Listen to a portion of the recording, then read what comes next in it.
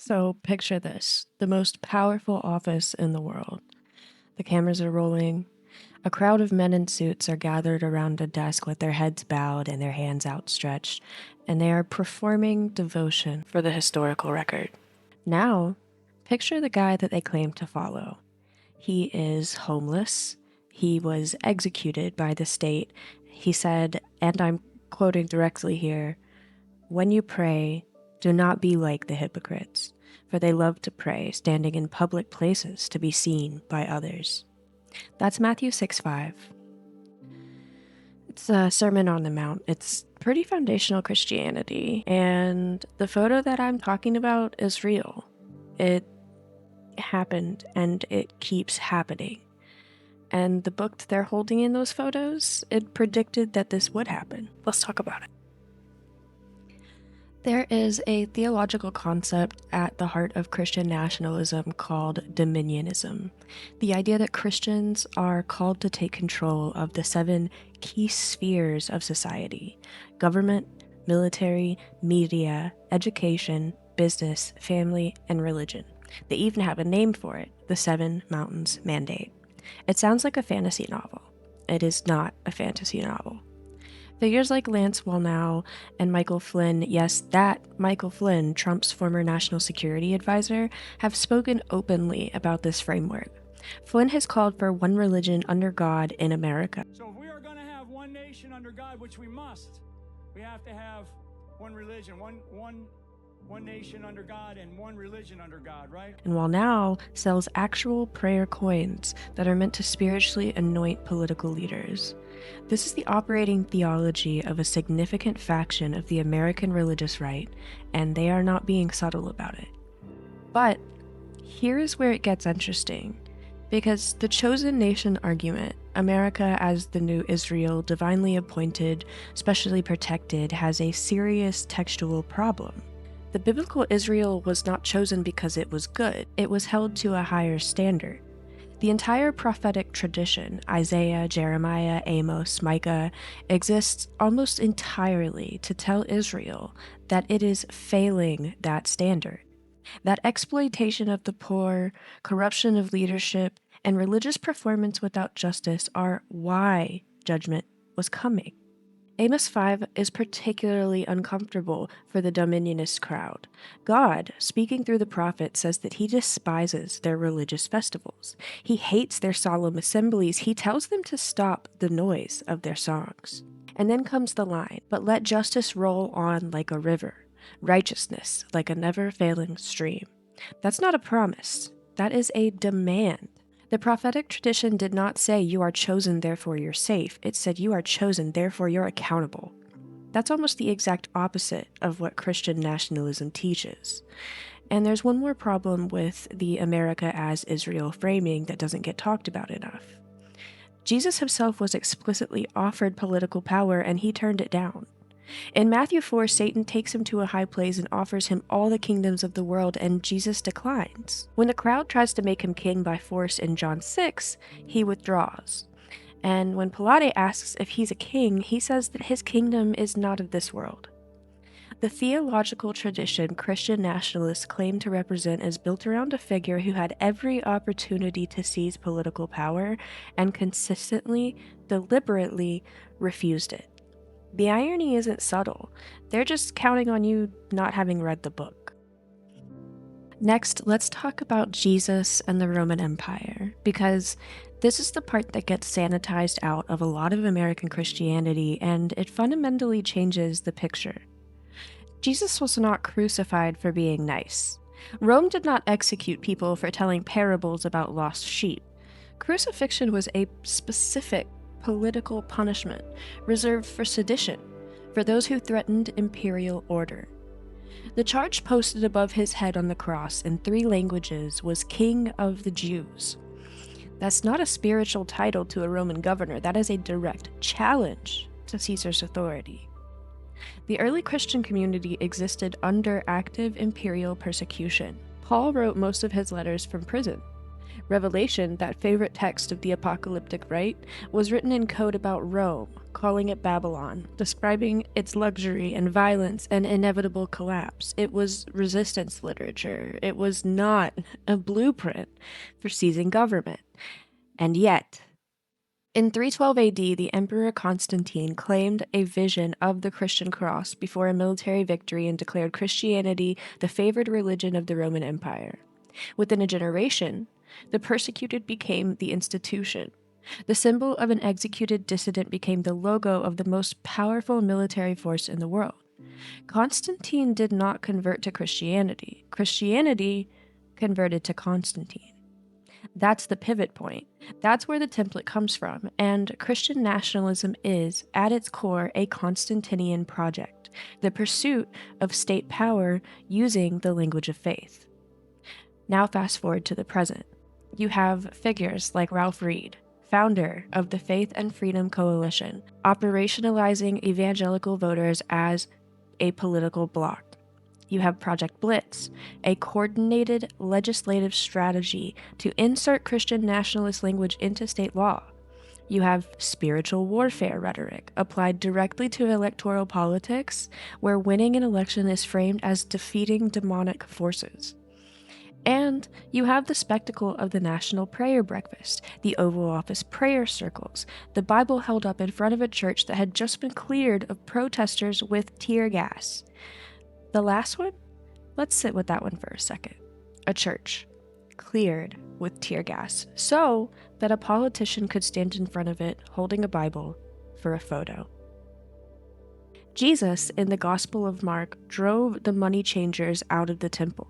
He disrupted religious establishments to make a point about exploitation. They cleared a church of peaceful protesters to make a point about power. The book has a word for leaders who use religious imagery to consolidate political authority while ignoring the actual demands of the faith. It calls them false prophets. Matthew 7:15 says, "Watch out for false prophets. They come to you in sheep's clothing, but inwardly they are ferocious wolves." Matthew 7:21, "Not everyone who says to me, 'Lord, Lord,' will enter the kingdom of heaven, but only the one who does the will of my Father." Jesus was not vague about this. He dedicated significant portions of the Sermon on the Mount to warning his followers that religious performance and actual faithfulness are not the same thing, that people would come claiming his name and it would be completely unrecognizable to him. He seemed to anticipate the exact situation that we see.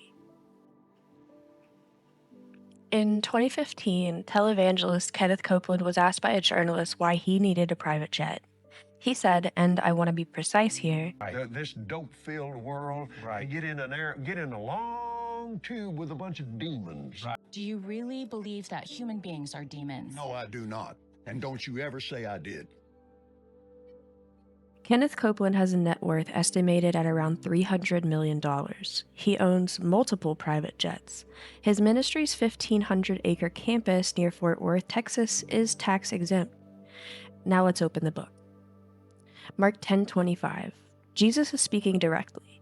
It is easier for a camel to go through the eye of a needle than for someone who is rich to enter the kingdom of God. His disciples are described as astonished. They ask then who can be saved, and Jesus does not walk it back. He says that with man it's impossible. This is not an obscure passage, and it's not a mistranslation. There is a whole cottage industry of theological gymnastics that are trying to soften it. The eye of the needle was actually a small gate in Jerusalem theory, which has no historical basis whatsoever. But the plain meaning has been consistent for over 2,000 years. Jesus didn't like rich people. This is not a controversial scholarly position. He told a wealthy young ruler to sell everything he owned and give it to the poor. When the man couldn't do it, Jesus watched him walk away, and that's when he said the camel thing. He told a parable about a rich man who died and went to a place of torment, while a poor beggar named Lazarus went to Abraham's side. The rich man's sin was not violence or cruelty, he just lived in luxury, while a poor man suffered at his gate and did nothing. That's it. That was enough. Prosperity theology, the doctrine that financial wealth is a sign of God's blessing and that faith produces a material reward, has no coherent textual basis. What it does have is a business model. Creflo Dollar, who named himself after money, once asked his congregation to each donate $300 so that he could buy a $65 million private jet. He said that God told him to get it, and eventually he did get it. Joyce Meyer, Joel Osteen, Kenneth Hagin, who essentially invented the modern prosperity gospel in the mid-20th century by synthesizing Christian language with the secular New Thought movement, the idea that positive mental focus produces material outcomes. It wasn't ever really theology, it was just like self-help in a cross-shaped frame. And it maps almost perfectly onto a certain political vision of America, where wealth signals virtue, where poverty signals moral failure, where the system that produces billionaires is not just acceptable, but divinely ordained. It is, to put it plainly, the exact inverse of what the text says. James 5:1-3. The Epistle of James is one of the most economically radical documents in the New Testament, and one of the least quoted in prosperity gospel circles. Surprise, surprise. It opens with, "Now listen, you rich people, weep and wail because of the misery that is coming on to you. Your wealth has rotted, and moths have eaten your clothes. Your gold and silver are corroded." It goes on to accuse wealthy landowners of hoarding treasure, of defrauding workers of their wages, of living in luxury while others suffer. This is not liberation theology. This is not a modern or progressive reading. It's the actual text. The prosperity gospel doesn't just ignore these passages, it inverts them. It takes a tradition built around a homeless, itinerant preacher who told his followers to give away everything and to trust God for their daily bread, and it turns it into a fundraising apparatus that makes its leaders extraordinarily, demonstrably wealthy. And the people in the pews, many of them genuinely struggling, genuinely faithful, they keep sending their checks because they were told that that's how the blessing comes. The camel is still not getting through that needle, but the jet is already at cruising altitude. In this next section, I'm gonna let the text do most of the talking, because sometimes the most damning thing that you can do is just read the book. The Hebrew Bible, what Christians call the Old Testament, commands care for the foreigner, the stranger, the alien living among you approximately 100 times. Not once, not as a footnote, 100 times across multiple books, multiple authors, multiple centuries. Leviticus 19:33-34. When a foreigner resides among you in your land, do not mistreat them. The foreigner residing among you must be treated as your native born. Love them as yourself, for you were foreigners in Egypt. Deuteronomy 10:18-19. He defends the cause of the fatherless and the widow, and loves the foreigner residing among you, giving them food and clothing. And you are to love those who are foreigners, for you yourselves were foreigners in Egypt. The reasoning is always the same. You know what it's like. You were there once. Do not forget.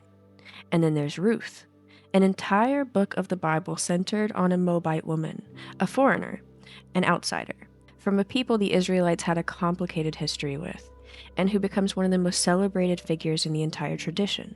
Her great-grandson is King David. Her name appears in the genealogy of Jesus in Matthew 1.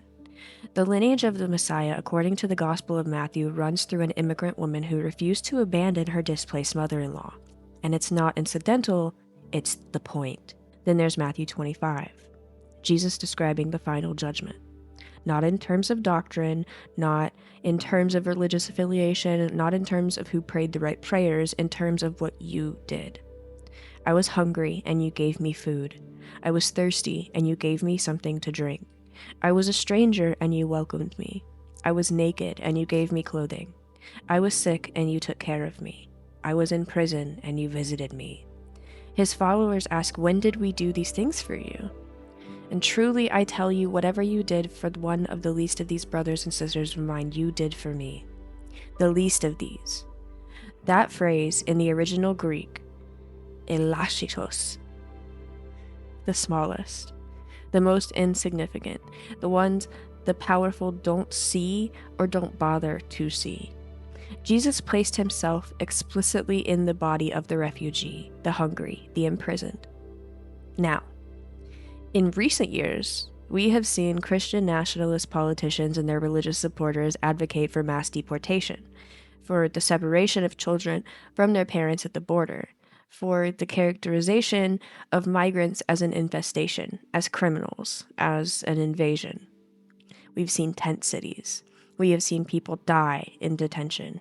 We have seen a photo of a father and his toddler daughter face down in the Rio Grande. And we have seen the same men who stood in the Oval Office with their hands outstretched in prayer support every bit of it. There's a word in the New Testament for the gap between what you profess and what you do.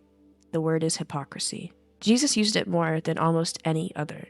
He reserved his sharpest language not for sinners, not for outsiders, and not for the unclean, but for the religiously respectable, who used their piety as a cover for cruelty. He called them whitewashed tombs, beautiful on the outside, but full of dead bones within. I grew up hearing that the Bible was under attack in this country, that Christianity was persecuted, that the faithful needed to fight back, take ground, reclaim the culture. Nobody mentioned that the Bible had a lot to say about how you treat the person showing up at your border with nothing. Or maybe they just hoped that we wouldn't read that far. Let's be clear about what we've just documented. Not an interpretation, not a liberal reading, not a secular critique from someone who never cracked the spine. We have documented a movement that prays in public after being told not to, that pursues political power after watching their Messiah refuse it, that hoards wealth after being explicitly told that it damns you, that brutalizes the stranger after being commanded 100 times to love them. This is not a failure to live up to the faith. Everyone fails to live up to their values sometimes, and that's not what this is. This is the deliberate construction of a counterfeit Christianity, branded with the cross, funded by the faithful, wielded as a weapon by the people who have read the same verses that you have and decided that those just don't apply to them. Jesus had a name for this. He used it constantly. He was more exercised about it than almost anything else in the Gospels. False prophets. Not doubters, not sinners that were struggling with their nature, not outsiders who never believed in the first place. False prophets. People operating inside the tradition, using its language, wearing its symbols, claiming its authority, while pursuing the exact opposite of what it demands. Matthew 23. Jesus is speaking directly to the religious leaders of his day, the ones with the biggest platforms and the most institutional power, the most public displays of devotion. Woe to you, teachers of the law and Pharisees, you hypocrites! You give 1/10 of your spices, mint, dill, and cumin, but you have neglected the more important matters of the law, justice, mercy, and faithfulness. Justice, mercy, faithfulness. Not private jets, not political dominion, not photo ops in front of tear-gassed churches. Justice, mercy, faithfulness. If you are a Christian watching this, a real one, someone who actually reads the book, who actually believes what it says, then I'm not talking to you. You already know. You have watched your traditions get strip-mined by opportunists, and you have felt the rage and the grief of it, and you deserve to have it named out loud. I am talking to the ones who are using your faith as a vehicle, the ones who built empires on the backs of people that trusted them with their spiritual lives, who took the widow's offering and bought a jet, who stood at a podium, invoking the name of a man who said that the poor are blessed or the rich are in trouble, and told their congregation that God wants them to be wealthy, who put children in cages and called it border security and then went home and opened their Bibles. The book that you're carrying, it sees you. Revelation 3:17, written to a wealthy, self-satisfied church that thought it was doing fine. You say I am rich. I have acquired wealth and do not need a thing, But you do not realize that you are wretched, pitiful, poor, blind, and naked. Wretched, pitiful, poor, blind, naked. That's not me, that's the text. You built a golden calf and put a cross on it. You found the one religion in the world with an explicit warning against exactly what you were doing baked into its founding documents, and you did it anyway. And you counted on the rest of us not reading closely enough to notice. We noticed. The prophets noticed too. They always do. And if the tradition that you claim to represent has anything true in it at all, then you should be terrified of that.